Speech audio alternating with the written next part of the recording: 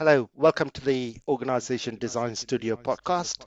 Our guest today is an esteemed leadership leader in the organization design and development space. His name is Sanjeev Lahiri. Welcome, Sanjeev, to our podcast series. He's an industry renowned leader helping organizations achieve their strategic ambition. And he currently working as a chief human resource officer at GRP. He has also held leadership positions at Africa Holdings, Tata International Limited, and many other brands. Welcome again, and good to have you at this on this podcast. Over to you, Aaron. Great, Shan. Welcome once again, Sanjeev. Thanks for giving us your time. Sanjeev, many a times, I get to hear that we need to kind of redesign the organization as a common theme. So, as a functional leader, when you see the organization from the balcony, what do you see are the key symptoms or the indicators that really communicates the need for doing something in a systemic way, or like even considering reviewing the organization design and working at it? Oh, well, Arun, Chan, thank you so much. Uh, really, it's so wonderful to be on this podcast uh, on a topic which is so close to my heart. It's like this, Arun, when we watch a match from the gallery and somehow we see something that did not happen right, and we say, "Ish, I wish we were there. I would have gone and hit that shot, or maybe, it is exactly probably, I mean, that feeling that comes. Being in the people function, we are the privileged to see all aspects of the organization running together. While we are also a part of it, we can stay, rather we have the ability to step back and actually see what's happening. We also have the ability to see that what could have been done probably. Yeah. So that I think gives us that this opportunity to really see. Now, I will just step back a little and goes back to the basics, if I may, in terms of what do we as people professionals do in an organization for that matter. And it is very simple. And here I really quote our favorite Dave Ulrich. We are here for the business to succeed. Right? And I add two more lines with people or through people. Take it for whatever it is worth. Point is, whenever we are seeing that something in an organization, uh, that an organization planned or what the organization uh, can achieve, we are probably dropping the ball somewhere. We are probably not being able to utilize our full potential as an organization and as people being parts of organization.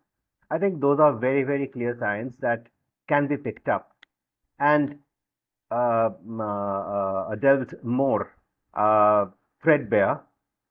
We must have the courage and conviction to have those conversations, saying that look, something that we are capable of doing, we probably are not, and those may lead to uh, pointers towards design change. I'm trying to choose my words here because a design change is not easy. It is like not even wearing a new shirt, but altering the shirt to fit you. Yeah. Right?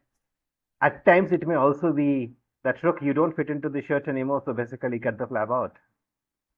Yeah, which I personally struggle to, but so so there are multiple layers. But I think as business professionals, we have this amazing opportunity and of course the ability to look at things, to be able to join the dots and seeing the match, and thereby having these conversations on what could have been done better and how can we probably, you know, prepare for the championships, not only about a game.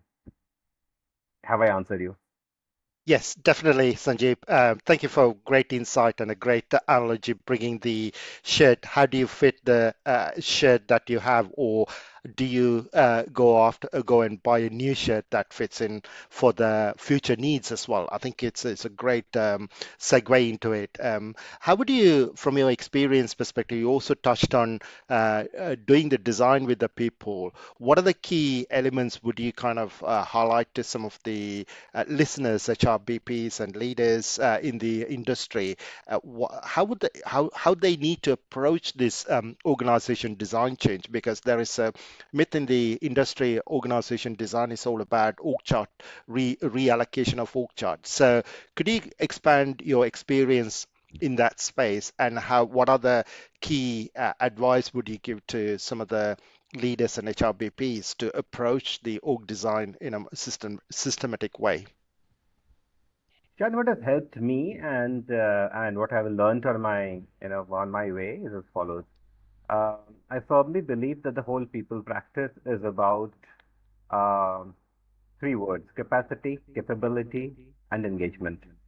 Okay. I'll try to decipher it. Capability would mean are we ready? So India is playing the Aussies now, right? Referring to cricket, the men's cricket. So are we re- are we ready to play on that pitch? Do we have it in ourselves? Do we? I mean, how many spinners are we carrying? Yeah. Are our openers very okay? I mean, comfortable with the Kukubera ball and so on and so. That's about capability. Engagement is about, do we really want to? Did we want to go? Are we just checking the box for a trip, or we really went there to do our best and to win? Yeah. Coming on to the first part of capacity, this is where all of us think that it is about a grid in terms of, as you rightly said, creating an org chart and maybe filling it with numbers. It is actually a little beyond. It is about understanding the pitch, understanding the conditions, understanding what we are, where we are going to. Maybe looking back at our vision, maybe looking back at the organization's purpose. What do we want to be? Yep. Now, if we are looking at those, and then as HRBPs or as people professionals, I think we need to once again wear the analyzer's hat and saying, in terms of finding out that if our organization needs to do this, what is it that is needed, right? It is beyond org charts. Once again, org chart can be like a tool, something that we paint, right? But the painting is in our minds much before. I think org design starts there. We as an organization, where do we want to be? What do we want to do this year? How do we get there? If you're able to answer these couple of questions, these three for sure, I'm sure we will be able to see the path ahead. And then we see, okay, what is going to be our milestone? Who is going to let us go there? Or are they? I mean, who will be a part of our journey? This is how the whole. I mean, we can actually create this whole the whole stage for org design. Uh, at times, these conversations are not easy because probably the business leads, the business leaders, or even the organization leadership might not have thought about it in so depth. We must, or we also, organizations also at times, I mean, I find this a little funny that, okay, my competitor or my competitor is doing this, they are structured like this, let us build the same organization. Just pause, let's see. A copy, a control C, control V may not work. Yeah. Their organization values, their priorities, or the context in which they operate may be very different. We can be in the same industry, in the same sector, but things governing them may be very different than what is governing us. Understanding of this is key.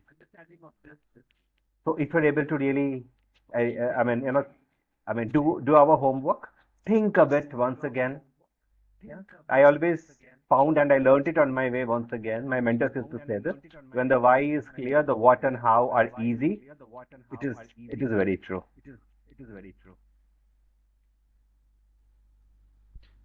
That's a great point, Sanjay. In fact, like what I picked from you stating is, one, don't just rush into replicating what your competitors doing, and it's important to start with why more than rushing towards the what. Yeah. Yeah. Okay, And I did this. also, it's important to look at it systemically, using a combination of capacity, capability, and engagement. and most importantly, it's important to have some of those difficult conversations. That was wonderfully put, Sanjeev. So if I could expand this particular thing, and you also picking on to your analogy of the players over there on the field. So, what do you think, or like what has worked for you in terms of actually driving such changes, taking along the entire team together? Because it's also important that all 11 players see through the significance of change and be a part of the game in terms of driving the change. And like especially in organizations context, the 11 translates into thousands of employees, and like it's as good as that of making an elephant dance, right? So, what has worked for you in terms of driving such wholesale changes in a systemic manner, Sanjay? Whatever I tried to do, Arun, was always towards looking at what is it that we must do as an organization. I mean, and that question comes back once again, where do you want to be? So if I know that, okay, 5 years down the line, I need to be there, um, and to reach there, year one, year three, year five, I am going to do ABC. My conversations around with my peers in the business is always, or rather, I mean, I tend to try to focus at that and bring in. It is not about, hire person X, let go person Y. Those are outcomes which I think can come later, because, and I am known for asking the question why all the time. So it may sound, I mean, my friends may be irritated at some point, but it is important to bring them to that conversation. And I think the other thing that also helps is a lot of thinking. It is not only about just going, creating a chart, and I mean, somebody says that I want my organization to be like this, and I think it is better to, I mean, asking why is yes, but then also probably also be able to get some other alternatives towards that through discussions, maybe through open-ended questions. Hmm? Everybody does not need to be a coach, but just, and things that I don't understand why they need something in a certain way. Maybe a particular technology, or a particular may need I mean, a particular technology may need a particular process, and that particular process needs to be stuffed in certain way, or needs an organization in certain way. I may not be able to appreciate that, but there's no harm in asking and understanding that. Then probably I can add 2 cents to that to make it a little more valuable, if I may. So I mean, I don't want to preach this, but I've seen a lot of, I mean, a lot of my peers in the HR fraternity to be just following the instructions. I think we will do a bit more justice to our own wisdom, each one of us. If we're really getting there and standing up to them, saying that, look, I think this might work, but for that we need to do our homework right. Hmm. I think Sanjeev, you nicely put in about we have to do our own work, and I think referring back to going back to the cricket pitch that you illustrated it, as a captain on the field has to do the his or her homework to understand what the opponent looks like, what are the condition of the pitch looks like, and what are the whether we can use spinners more than compared to pace bowlers or vice versa. So definitely that's a critical element, and we all have seen the cricket enthusiasts and also countries who are leading in that space always consult others, other experts such as coach and even the field members to understand how could we shape the game? How could we position ourselves such that the our opponent are probably have a bit of a challenging time to face us really in those elements. And I think you talked about competitors versus our own understanding. On that note, what are your kind of key elements that you would highlight here, the competencies required for to do the org design? And I think you touched something on a why elements. It'd be good to expand on that why and the what and the how element a bit more on this space. Okay, see, Sean, couple of things. I would want to keep it a little simple, because if we really Google, or if you ask our newfound friends, the copilots or the chats, etc., we'll be flooded with terms called competencies, and we'll say, "Oh my goodness!" But it is not as difficult. I think first and foremost, the for any people professional, any HR professional, even if the person is not an HRBP, even if the person is into the HR SME roles, TA, ops analytics, or for the matter talent management, and so on and so forth, uh, we need to understand the business better.